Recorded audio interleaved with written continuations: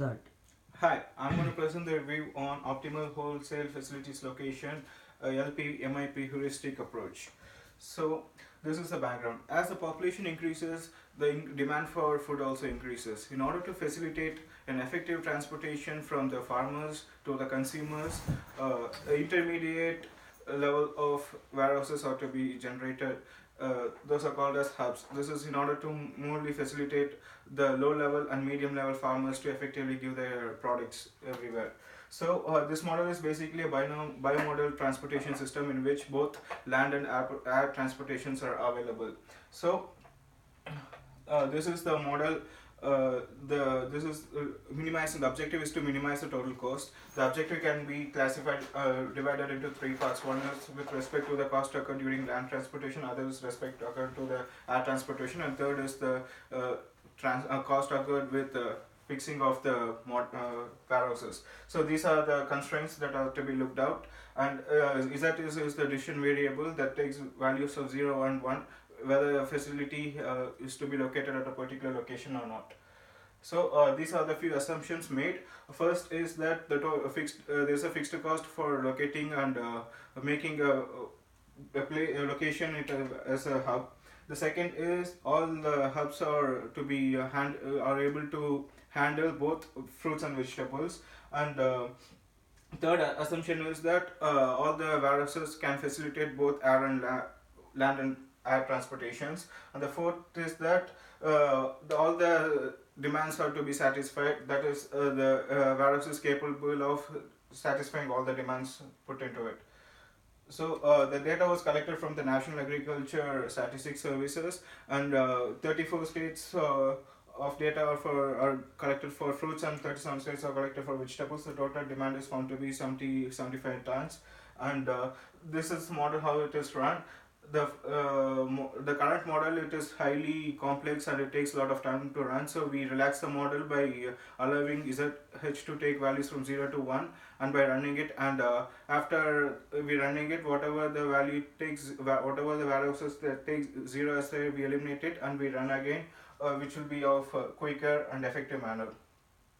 So this is the production, and this is the demand of every state shown.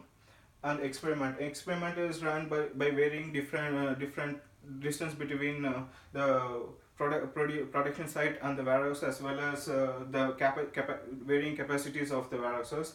So here we maintain the average travel distance between the production and hub to be constant, and by varying the minimum capacity, we found that this is the maximum capacity, this is the minimum capacity, and this is number of hubs, and the objective function is shown here. So minimum, both unlimited and 50,000 tons of maximum capacity gives a objective function of 729, and this is the map showing that the lighter green, and this shows which are satisfied by land transportation, and the dots show that location of the warehouses.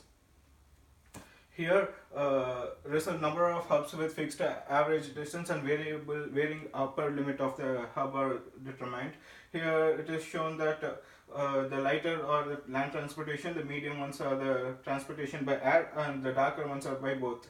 So this is from this is from the supply side, and this is to the demand side. So we can find that the minimum cost occurs when the maximum capacity is 10,000, and the total number of hubs are found to be 160. Here, with a variable average distance and the varying lower bound are found with keeping the maximum capacity of the hub to be constant. So here the minimum is found to be when the maximum distance is 500 and the minimum capacity of the hub is 1, and the objective function is found to be 14151. Here the number of hubs is 281. Since though it has a larger number of hubs, the travel distance is minimized, hence the lower cost. So this is the conclusion. The model is highly sensitive to the maximum distance we allow. The model is sensitive to the capacity of the hubs. With a distance constraint, higher expensive air transportation mode is needed.